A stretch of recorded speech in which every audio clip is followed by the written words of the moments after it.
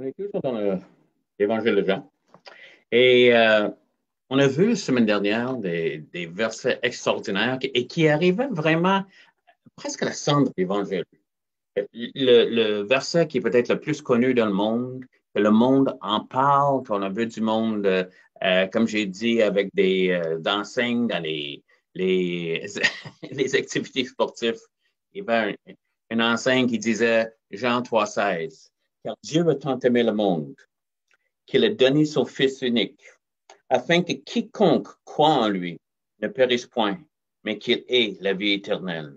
C'est-tu fantastique? C'est comme, afin que personne périsse, mais afin qu'il ait la vie éternelle. C'est quelque chose que Jésus voulait. Et il continue à parler, puis il dit, car euh, Dieu, en effet, n'a pas envoyé son Fils, Jésus, dans le monde pour qu'il juge le monde, mais pour que le monde soit sauvé par lui.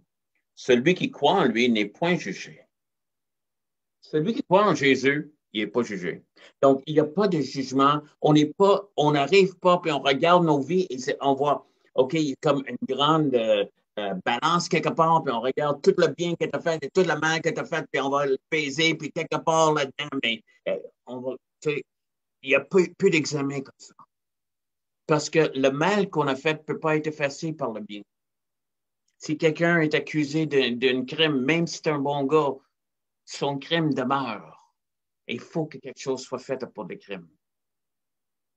Et le salaire du péché est tout son péché. Ils sont privés de la gloire de Dieu. Ça veut dire pour les vies éternelles, on ne peut pas goûter la vie éternelle. Quitte à la vie avec Dieu. La vie en abondance. Il n'y a pas de jugement. On n'arrive pas, et ce n'est pas par nos mérites, ce n'est pas par nos œuvres, pas à cause de qui on est, ce n'est pas parce que je suis bon, plus beau, quelque chose. C'est parce que Christ est mort à ma place. Dieu a tant aimé, et c'est pour ça qu'on peut être sauvé. Il a donné son Fils unique afin que si quelqu'un, quiconque croit en lui, ne périsse point, mais qu'il ait la vie éternelle. C'est donné. Euh, Jésus n'est pas venu dans le monde pour le juger, et il n'est pas venu pour le pointer le doigt, il est venu pour dire, voici le chemin, voici la manière, voici, je suis ici pour sauver. C'est pour ça qu'il est appelé un sauveur. Et celui qui croit en lui n'est point jugé. On n'est pas jugé de cette façon-là. Dieu regarde notre vie, puis il regarde Jésus. Et ce n'est pas selon notre jugement, mais selon l'œuvre que Jésus a faite sur la croix de Calvaire. Christ est mort à ma place. Il a pris ma place. Il a pris ta place. Nous, le monde entier, du début jusqu'à la fin, il a pris nos péchés sur lui, afin qu'on n'a pas besoin de payer, afin qu'on ne sera pas jugé. Mais là, il continue à parler. Et là, ça devient un peu wow! C'est comme, c'était extraordinaire. Celui qui ne croit pas est déjà jugé, parce qu'il n'a pas cru au nom du Fils unique de Dieu. Et ce jugement, c'est quoi le jugement? Que la lumière est venue dans le monde. Les hommes ont préféré les ténèbres à la lumière, parce que leur œuvre était mauvaise.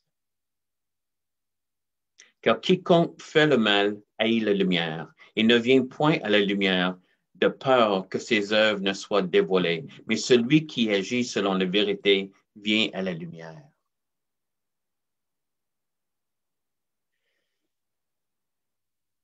Pourquoi est-ce qu'on ne croit pas en Dieu? La plupart de euh, les arguments contre, qu'est-ce qu'on entend parler et qu'est-ce que le monde dit, c'est que moi, je ne crois pas à cause de, je ne le vois pas, la souffrance dans le monde, différentes choses. Mais qu'est-ce qu'elle est en train de déclarer ici, dans les évangiles? On ne vient pas à Jésus parce qu'on préfère les ténèbres. On préfère qu'est-ce que nous sommes en train de vivre. C'est que qu'est-ce que le monde est en train de faire, la manière qu'ils sont en train de faire.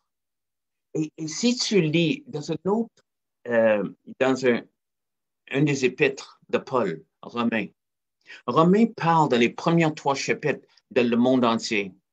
Dans le premier chapitre, verset 18, il parle des hommes qui reviennent contre Dieu, qui refusent Dieu, qui préfèrent qu'est-ce que les autres font à la vérité de Dieu, qui est en train de parler de une vérité que les autres ne veulent pas. Même qu'ils se disent, c'est pas qu'ils ne savent pas, ils retiennent la vérité captif.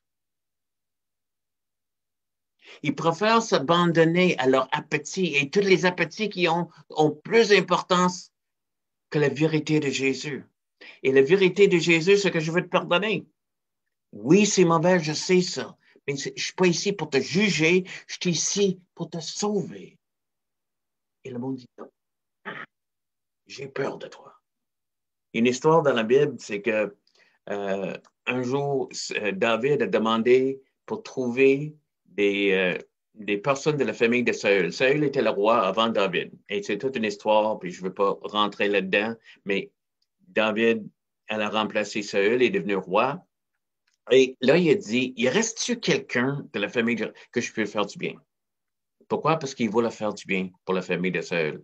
Mais quand la famille de Saül a entendu parler que David venait devenir roi et qu'il allait sur le trône, ils ont fui. Et en fuyant la nourrice d'un bébé qui s'appelait Méphibosheth, elle a tombé.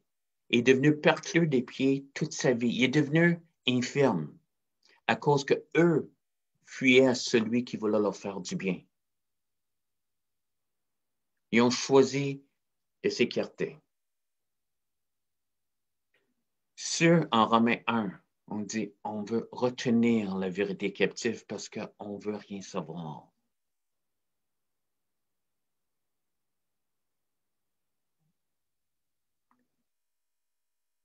Premier Corinthiens, chapitre 1, encore le premier 3 chapitres, il est en train de parler de ce conflit encore.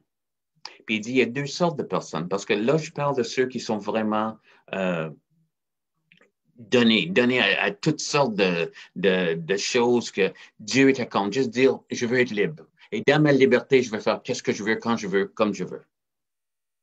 Même si ça détruit. Donc, il dit, l'Évangile qui est à celui qui croit.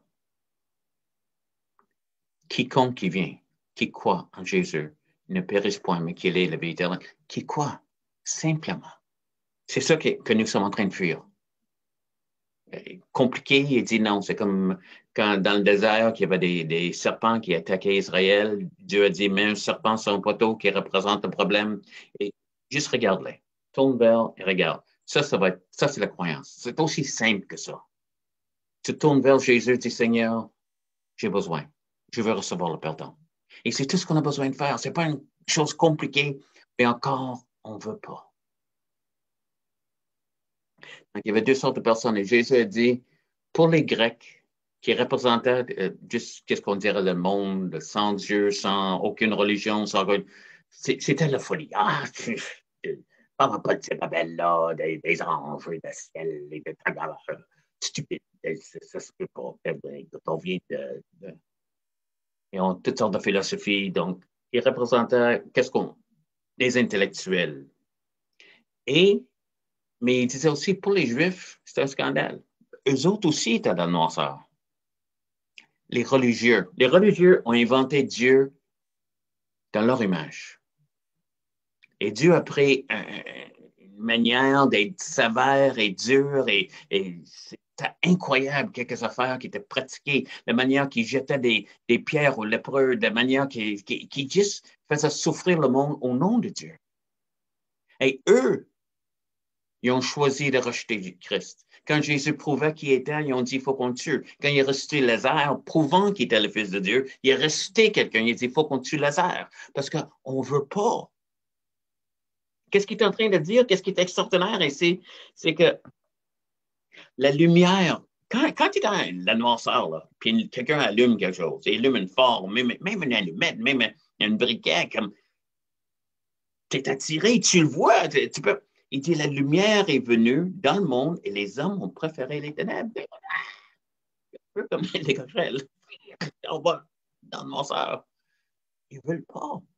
Pendant qu'il est juste là, un peu comme David qui va le faire du bien à Saül, ils ont fui. Et tout ce qu'il veut faire, c'est du bien. Puis, ceux qui sont religieux disent c'est scandale. Ça se peut pas. C'est pas assez dur.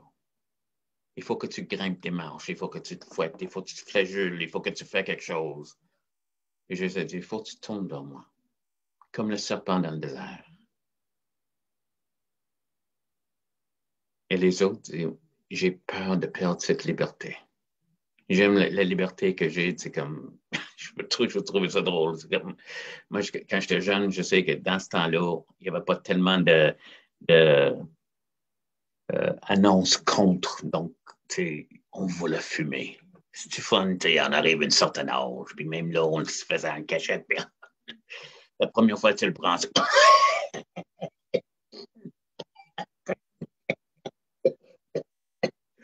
on veut la liberté de fumer.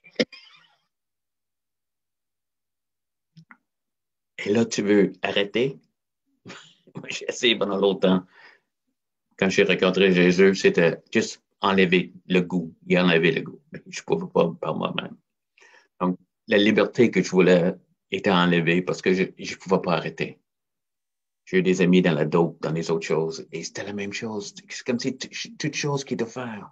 Des enfants qui tombent enceintes. Et comme tout ce qu'on pense c'est une liberté, ça devient vraiment un esclavage où des fois on tue quelqu'un. On tue un bébé parce que c'est pas la liberté. Tu connaîtras la vérité et la vérité te rendra libre. C'est ça que la Bible promet. Et c'est ça qu'il fait. Donc, il y avait deux sortes de personnes. Grecs, qui représentaient les intellectuels, ceux qui croyaient pas trop en Dieu, mais et les religieux. Mais la vérité que Dieu donnait était une sagesse qui était au-dessus des hommes, au-dessus de la religion des hommes, au-dessus de même la science des hommes. Et qu'est-ce qu'il offrait, lui? C'était tellement, qu'est-ce qu'on avait besoin? Dieu a tant aimé le monde, tant aimé toi, qu'il a donné son Fils unique, afin que quiconque croit en lui, ne périsse point, mais qu'il ait la vie éternelle. Et je crois, et j'ose croire, qu'est-ce qu'il dit dans la Bible? C'est que tu sais plus que tu veux l'admettre. Si tu ne connais pas Jésus, tu sais, choisis pas les ténèbres par-dessus la lumière. Et que la lumière est là. Il est en train de briller pour toi. Et je t'invite de venir et croire et recevoir la vie éternelle en Jésus-Christ. Laisse pas les ténèbres dominer. Je vais prier pour toi. Saint-Esprit, je demande tous ceux qui posent les questions maintenant, qui veulent savoir, je demande que tu leur donnes la révélation de qu'est-ce qu'ils ont besoin. Seigneur, que tu leur montres la lumière, la vraie lumière, Seigneur. Et si tu veux recevoir Jésus, juste répète cette petite prière avec moi.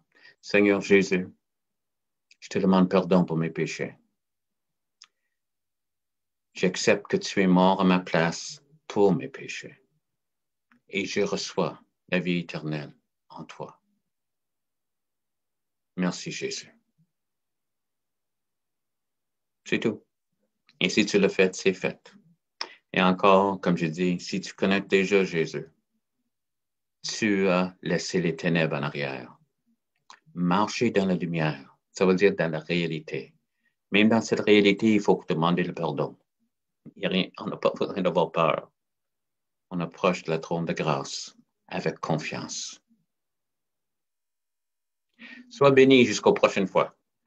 Et merci de m'avoir écouté.